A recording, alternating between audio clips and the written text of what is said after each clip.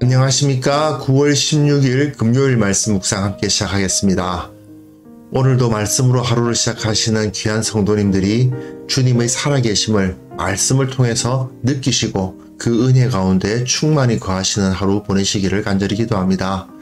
오늘 본문은 사사기 4장 11절부터 16절까지 말씀입니다. 본문도 좀 짧고요. 어제 내용하고 연결되어서 많은 이야기를 할 필요는 없을 것 같습니다. 하지만 상당히 중요한, 우리가 이거 하나를 꼭 명심해야 한다는 것을 깨닫는 그러한 내용이라고 할 수 있거든요. 오늘 본문 통해서 이 한 가지 확실하게 붙잡고 오늘 하루를 시작하실 수 있었으면 좋겠습니다. 그럼 먼저 말씀을 보겠습니다. 모세의 장인 호밥의 자손 중 겐 사람 헤벨이 자기 족속을 떠나 게데스에 가까운 사하나님 상수리 나무 곁에 이르러 장막을 쳤더라. 아비노함의 아들 바락이 다볼산에 오른 것을 사람들이 시스라에게 알리매 시스라가 모든 병거 곧 철병거 900대와 자기와 함께 있는 모든 백성을 하로셋 학고임에서부터 기손강으로 모은지라. 드보라가 바락에게 이르되 일어나라. 이는 여호와께서 시스라를 내 손에 넘겨주신 날이라. 여호와께서 너의 앞서 나가지 아니하시느냐. 이에 바락이 10,000명을 거느리고 타볼산에서 내려가니 여호와께서 바락 앞에서 시스라와 그의 모든 병거와 그의 온 군대를 칼날로 혼란에 빠지게 하시며 시스라가 병거에서 내려 걸어서 도망한지라. 바락이 그의 병거들과 군대를 추격하여 하로셋 학고임에 이르니 시스라의 온 군대가 다 칼에 엎드러졌고 한 사람도 남은 자가 없었더라. 네, 말씀 잘 보셨습니까? 어제 말씀과 연결되어서 어떻게 드보라와 바락이 이끄는 군대가 이 시스라의 철병거를 이겼는가를 보여주는 본문인데요. 사실 철병거라는 것이 정말 이 당시로서는 굉장한 무기고 이스라엘에게는 공포의 대상이었는데, 그런데 사사기 기자는 이 시스라가 이끄는 철병거에 대해서 어떻게 쓰고 있는가? 한마디로 말해서 허무한 결말 아니겠습니까? 정말 아무것도 아니다. 그런 느낌이 들도록 기록하고 있죠. 11절 보시면요. 본격적으로 이 전투 이야기를 하기 전에 겐 사람 헤벨의 이야기를 하고 있습니다. 이 사람이 떠나서 게데스에 가까운 시아나님 상수리 나무 곁에 이르러 장막을 쳤다라고 기록하고 있습니다. 그런데 어딜 떠나냐 하면요. 1장 16절에 보시면 겐 사람은 유다 자손과 함께 종려나무 성읍에서 올라가서 아랏 남방의 유다 황무지에 이르러 그 백성 중에 거주했다라고 되어 있거든요. 원래 겐 사람들은 이 유다의 남쪽 지역에 사실은 자리를 잡고 있었다는 이야기입니다. 그런데 이 헤벨이라는 사람은 독특하게도 이 지역에서 떠나서 위쪽에 있는 이 어딘가에 자리를 잡고 살고 있었다. 이제 내일 본문에서 이 헤벨의 아내 야일이 활약을 할 텐데 그 이야기를 미리 하기 위해서 간단하게 설명을 해주고 있는 거죠. 이 사람의 아내 야일이 나중에 어떤 활약을 하게 될지는 내일 본문에서 다루기로 하고요. 다만 중요한 건 뭐냐 하면 하나님께서 이 시스라를 잡으시기 위해서 미리 다 준비해 두셨다. 요것만 확인하면 될 것 같습니다. 그 다음 본문 보시면요. 이제 바락이 다볼산에 올라갔어요. 어제 다루었죠. 다볼산에 집결하지 않습니까? 그리고 그 사실을 시스라가 알게 됩니다. 시스라가 모든 병거, 곧 철병거 900대와 자기와 함께 있는 모든 백성, 그러니까 군대를 다 몰고 하로셋 학고임, 이게 그 사람이 살고 있었던 지역이에요. 거기서 기손강으로 모았습니다. 어제 본문에서 드보라가 바락에게 한 말과 완전히 딱 일치하죠. 그러니까 드보라가 바락에게 이르되 일어나라. 이는 여호와께서 시스라를 내 손에 넘겨주신 날이라. 여호와께서 너에게 앞서 나가지 아니하시느냐. 하나님께서 앞서 나가서 싸우신다. 그러니까 너도 일어나라. 여호와 하나님이 시스라를 너희 손에 넘겨주셨다. 그러니까 바락이 10,000명을 거느리고 다볼산에서 내려갑니다. 그런데 자, 어제 말씀드렸다시피 이스라엘 백성은 주로 물맷돌과 같은 돌을 던지는 스타일로 싸우는 사람들이고, 이 시스라는 철병거를 가지고 빠른 기동력과 철 방패와 갑옷을 가지고 싸우는 사람들이란 말이죠. 즉 접근전을 벌려서 칼을 휘두르는 가나안 군대와 멀리서 돌을 던지는 것을 주로 하는 이스라엘 군대가 싸웠을 때에는 평지는 당연히 철병거를 가지고 있는 쪽이 유리합니다. 돌을 던지는 스타일로 싸우는 사람들은 아무래도 산지에서 높은 곳에서 낮은 곳을 바라보고 싸우는 게 훨씬 낫죠. 그런데 바락은 지금 다볼산에서 내려가서 기손 강가로 넘어갑니다. 강이 흐르면 아무래도 그곳이 저지대가 되고 넓은 평야지대가 되거든요. 그러니까 거기는 철병거가 싸우는데 훨씬 더 유리한 곳이죠. 그런데 왜 드보라는 내려가라고 하느냐? 근데 따지고 보면 만약에 이스라엘 자손들이 내려가지 않았다면 서로 이스라엘은 다볼산에서 시스라의 군대는 기손강가 그 평야에서 서로에게 대치하고 있을 뿐 싸움은 안 일어났을 가능성이 매우 높죠. 어차피 서로 자기가 유리한 곳에서 싸우고 싶어하는 것은 사실이니까요. 하지만 철병거를 가진 시스라가 산지로 올라가는 것을 선택할 것은 거의 생각할 수 없죠. 시스라는 그냥 그 평지에 머물면서 비웃으면서 조롱하고 있는 것 정도로 하고, 그리고 자기 영역을 지키려고 했을 겁니다. 결국은 이스라엘 백성들이 산에서 내려가서 그들을 칠 수밖에 없는데, 문제는 평지는 매우 불리한 전장이다. 이건 분명하죠. 하지만 15절 16절에 보시면 아주 허무하죠. 여호와께서 바락 앞에서 시스라와 그의 모든 병거와 그의 온 군대를 칼날로 혼란에 빠지게 하심에 시스라가 병거에서 내려 걸어서 도망했다. 철병거가 완전히 쓸모없는 물건이 되어버렸다 하는 이야기입니다.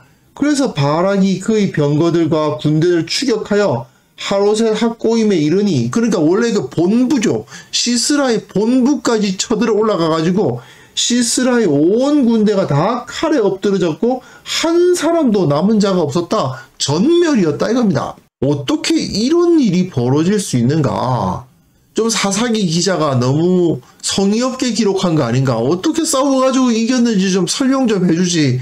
그냥 하나님이 앞서 나가시니까 다 이겼다. 그렇게 쓰고 있는 것 같잖아요. 근데 5장에 보시면 드보라와 바락의 노래가 나와요. 그 노래를 보시면 아하, 어떤 일이 있었구나 하는 것을 짐작할 수 있습니다. 5장 4절에 보시면 하늘이 물을 내리고 구름도 물을 내렸다. 기손강은 그 무리를 표류시켰다. 이제 감이 잡히죠. 비가 올 거라고는 전혀 상상할 수 없는 날씨였는데, 그래서 철병거를 끌고 시스라는 그 평지를 장악해가지고 싸움을 걸었는데, 바락이 밀고 내려올 때 어떤 일이 벌어진 겁니까? 사람이 전혀 예상하지 못할 정도의 엄청난 폭우가 거기에 쏟아진 겁니다. 그러다 보니까 기손강이 넘쳐버린 거죠. 물이 넘치면 철병거는 그야말로 쓸데없는 물건이 되어버리고 마는 거죠. 아무래도 바락이 이끄는 군대는 10,000명이니까 숫자로는 가나안 군대를 압도했던 것 같습니다. 만약에 하나님께서 비를 내리셔서 그 철병거를, 사실 철병거 900승이면 정말 수백 수천의 적들을 얼마든지 제압할 수 있을 것입니다. 상대방이 아무리 숫자가 많아도 겁먹은 군대는 아무것도 아니잖아요. 철병거 앞에서 이스라엘은 두려워할 수밖에 없었거든요. 그런데 하나님께서 바락이 진군에 나가는 것을 보시고 놀라운 일을 일으키셔서 하늘이 물을 내려서 그 시스라의 철병거를 모조리 표류시켜 버리신 겁니다. 그러니 꼼짝 못하고 시스라가 그 병거가 움직일 수가 없으니 걸어서 도망가는 그야말로 최악의 상황에 빠지고 만 것이죠. 바락이 이끄는 군대가 시스라의 철병거와 그의 온 군대를 이기는 이야기는 너무 허무하게 기록되어 있죠. 그런데 이렇게 사사기 기자가 허무하게 기록하는 이유가 뭘까요? 인간이 얼마나 별거 아닌 존재를 의지하거나 또는 두려워하는가를 알게 하기 위함입니다. 시스라는 그 철병거를 완전히 믿었겠죠. 바락은 철병거를 두려워했을 것입니다. 하지만 하나님 앞에서 그 철병거는 그냥 쓰잘데기 없는 물건에 불과했어요. 두려워할 필요도 없고 그걸 의지해서 뭘 할 수도 없는 그냥 물건에 불과했습니다. 그러나 그 이전까지 바락은 그 철병거가 무서워서 이스라엘 백성들이 그 철병거가 무서워서 꼼짝도 못했던 것을 우리는 기억할 필요가 있죠. 사사기 기자는 인간이 이 눈으로 보고 만질 수 있는 이거 철병거 이런 물건들 그것이 능력을 가진 것이 아니라 보이지 않으시지만 살아계신 우리 곁에 계신 하나님께서 진정한 능력을 갖고 계심을 말해주고 있는 것입니다. 이 사실을 표현해 주는 데 있어서 그 철병거 900대가 쓸모없게 되었다는 사실을 기록하는 것이 정말 효과적인 기록이라고 할 수 있겠죠. 우리가 세상 살아가면서 정말 우리가 두려워하는 것들이 많지 않습니까? 또 뭔가 의지하는 것도 많이 있어요. 하지만 진정으로 지혜로운 사람은 이런 허무한 것을 의지하거나 또는 두려워하지 않을 것입니다. 사람들이 뭐 주로 의지합니까? 재물과 또는 명성과 학벌 의지하시는 분도 있고 자기 집안 의지하시는 분도 있고 여러 가지 의지하시는 것들이 있는데 그거 의지할 수 없는 허무한 것들입니다.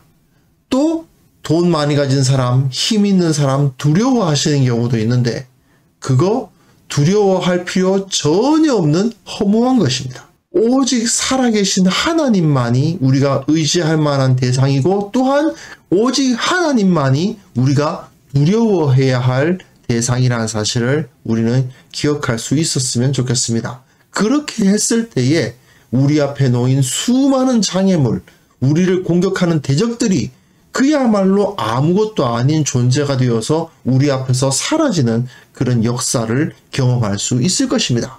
그래서 이 시간 함께 기도하실 때에요. 내가 이 세상의 헛된 것 의지하지 않게 하여 주옵소서. 세상의 아무것도 아닌 것들을 두려워하지 않게 하옵소서. 함께 기도하시고 이 교회가 이 세상 가운데 나아가 오직 복음의 능력을 드러낼 수 있도록 함께 기도해 주셨으면 좋겠습니다. 기도하겠습니다.